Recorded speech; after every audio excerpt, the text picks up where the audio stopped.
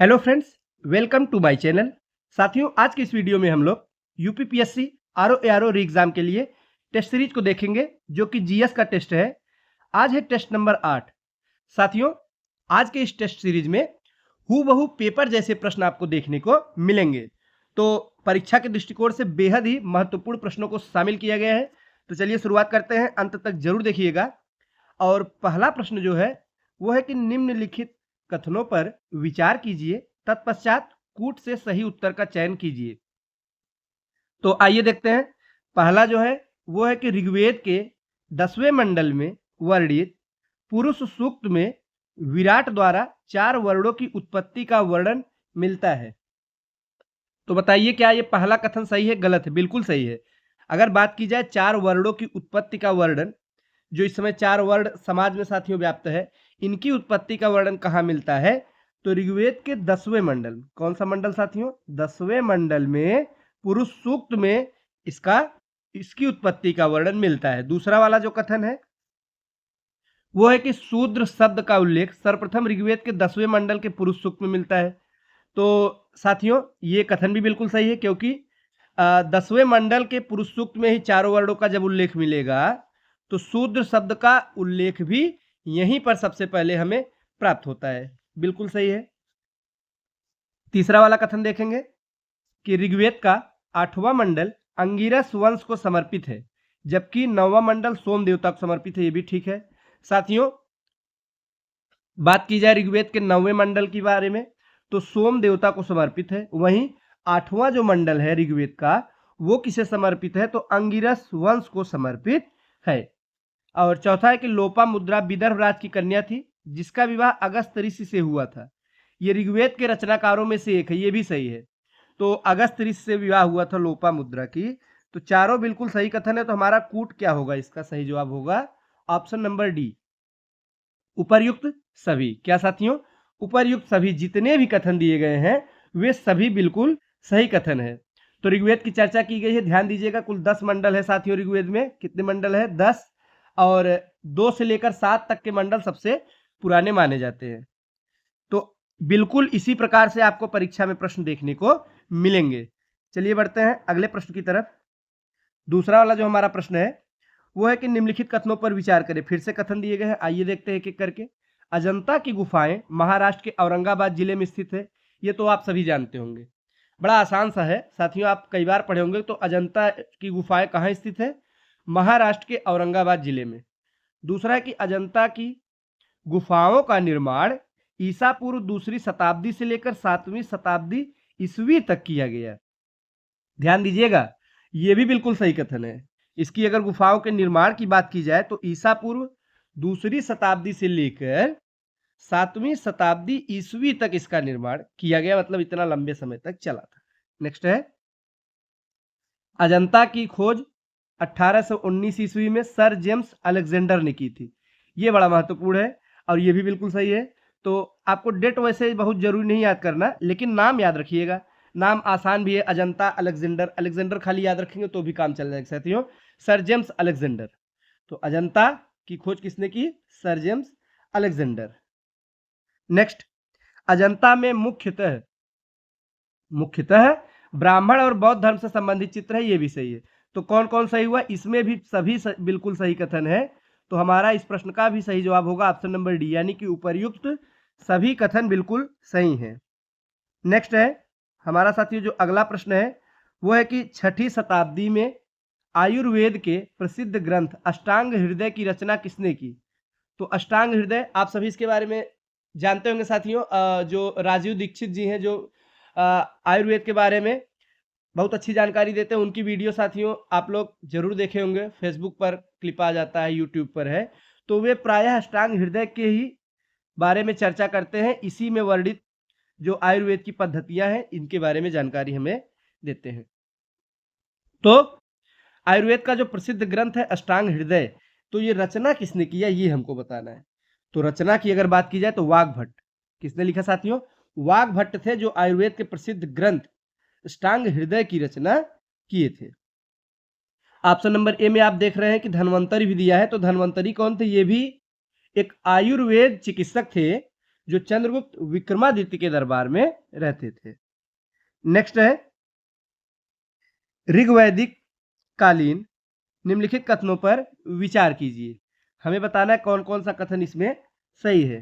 पहला है यह है ग्रामीण सभ्यता थी, बिल्कुल सही है। आप जब ऋग्वैदिक काल के बारे में पढ़ेंगे साथियों, हमारे चैनल पर इसका वीडियो भी अपलोड किया गया है, आप जाके देख सकते हैं। ऋग्वैदिक काल के बारे में विस्तार से बताया गया है।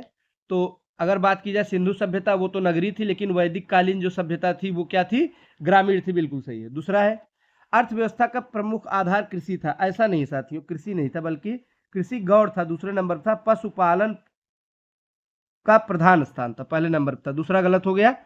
तीसरा सभा आर्यों की प्राचीनतम संस्था थी, ये भी गलत है।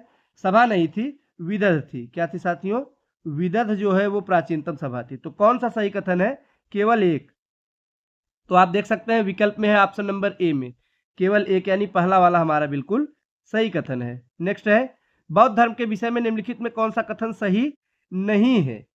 कौन सा कथन सही नहीं है ये हमें बताना है। तो ऑप्शन नंबर सी, बौद्ध धर्म पुनर्जन्म में विश्वास नहीं करता, ये गलत है।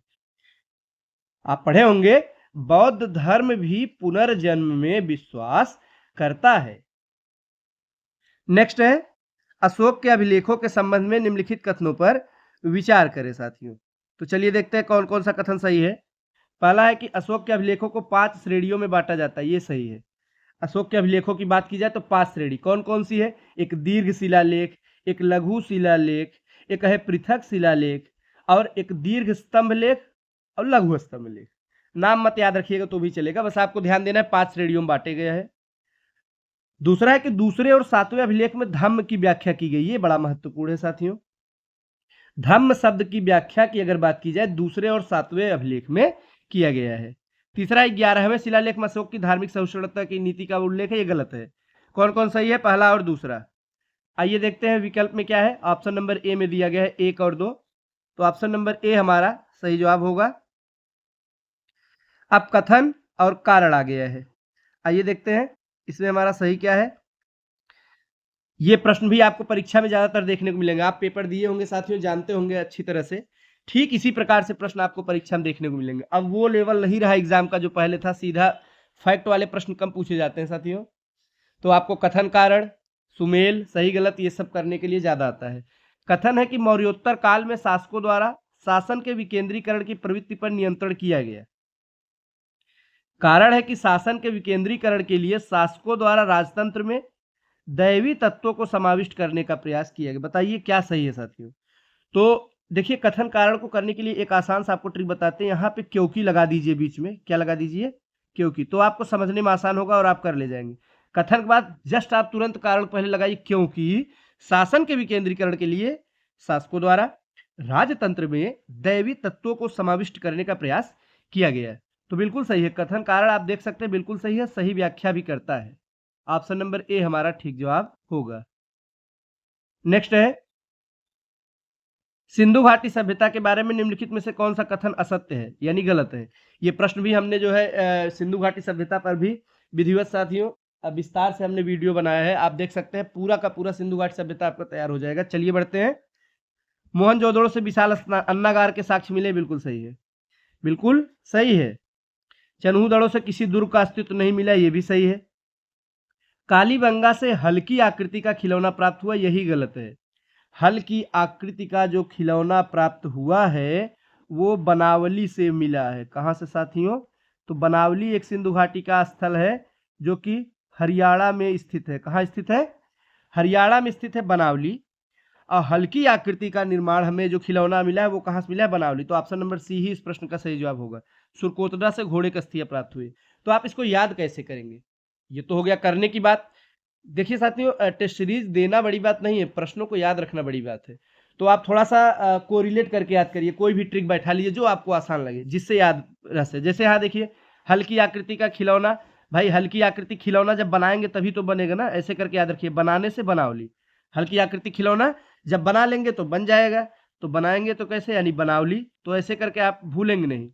तो हल्की आकृति का खिलौना बना लिए यानी बनावली से प्राप्त हुआ था। नेक्स्ट है निम्नलिखित चीनी यात्रियों को के भारत आगमन के पहले से बाद के क्रम में लगाइए। 4 यात्रियों के बारे में दिया गया, हमें क्रम में लगाना है। इसमें सबसे पहले फाहयान के बारे में जानते होंगे, प्रथम चीनी यात्री था जो चंद्रगुप्त विक्रमादित्य के समय भारत की यात्रा की थी 399 ईसा पूर्व में साथियों, पहले नंबर पे ये होगा। दूसरे की बात की जाए वेनसांग जानते होंगे, हर्षवर्धन के समय आया था। किसके समय में? हर्षवर्धन के समय में। हर्ष वेनसांग, हर्ष हर्षवर्धन हमने बताया भी था। नेक्स्ट इत्सिंग 673 ईस्वी में आया था। तो साथियों तीसरे नंबर पे इत्सिंग होगा। चाउ जुकुआ ये कौन था? ये साथियों 12 से 25 ईस्वी में भारत आया था। इसकी किताब थी चू फान ची। ये चौथे नंबर पे हो जाएगा। आइए देखते हैं विकल्प में क्या है। तो ऑप्शन नंबर बी होगा 4 2 3 फिर 1। नेक्स्ट है निम्नलिखित पर विचार कीजिए। मौर्यकालीन अधिकारी और कार्य से संबंधित प्रश्न बड़ा ही महत्वपूर्ण है साथियों। अब जो प्रश्न बन रहे हैं प्राचीन भारतीय इतिहास से वो ऐसे ही बन रहे हैं। जैसे मौर्यकालीन अधिकारी हो गए, गुप्तकालीन अधिकारी हो गए, इनके कार्यों से सुमेल करने के लिए दिया जाता है। पहला है महामात्र, दिया गया ग्रामीण जनपदों की देखरेख करता था। बिल्कुल गलत है, पहला वाला ही हमारा गलत है। अब प्रश्न में पूछा भी गया सुमेलित कौन सा नहीं है, पहला वाला ही नहीं है। क्यों नहीं है? महामात्र जो है उच्च अधिकारी था जो कि नगर प्रशासन की देखभाल करता था। किसकी देखभाल? तो साथियों यहाँ पर अगर नगर प्रशासन होता तो हमारा ठीक होता, ग्रामीण नहीं है। तो इस प्रश्न का सही जवाब हो गया option number A. Option number A में दिया केवल एक। दूसरा सन्निधाता राजकीय कोष की देखरेख, याद रखिएगा ये भी प्रश्न बन सकता है। आटविक वन विभाग का प्रधान। आटविक देखिए, आटविक थोड़ा सा जैसे वन जंगल से संबंधित शब्द लग रहा है। आटविक वन विभाग, आटविक वन विभाग, सन्निधाता राजकीय कोष की देखरेख। अब महामात्र की बात की जाए, महा जैसे बड़ा एक बड़ा शब्द लगता है, तो महामात्र यानी कि बड़े स्तर का अधिकारी, तो नगर प्रशासन की देखरेख करता था। अगला प्रश्न देखिए, अगले प्रश्न में है गुप्तकालीन अधिकारी और कार्य का सुमेलित कौन सा नहीं है ये बताना है। ये भी बड़ा महत्वपूर्ण है। गुप्ता सीमांत प्रदेशों के शासक होते थे, बिल्कुल सही है। महादंडनायक पुलिस विभाग का सर्वोच्च अधिकारी, यही वाला गलत है।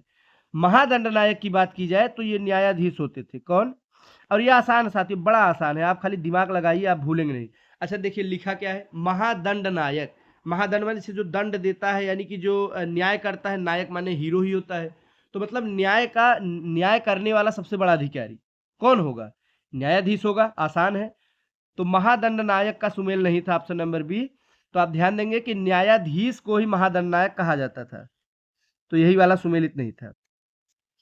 तो साथियों ये थे आज के कुछ महत्वपूर्ण प्रश्न, और हम ठीक इसी प्रकार से आगे के भी बहुत प्रश्न है जीएस के, लगभग टेस्ट सीरीज के माध्यम से ही आपका जो है अधिकांश प्रश्न आपको यहीं से देखने को मिलेंगे परीक्षा में। बस आप रेगुलर देखते चलिए। वीडियो अच्छा लगा तो लाइक करिएगा। मिलते हैं अगले वीडियो में। धन्यवाद।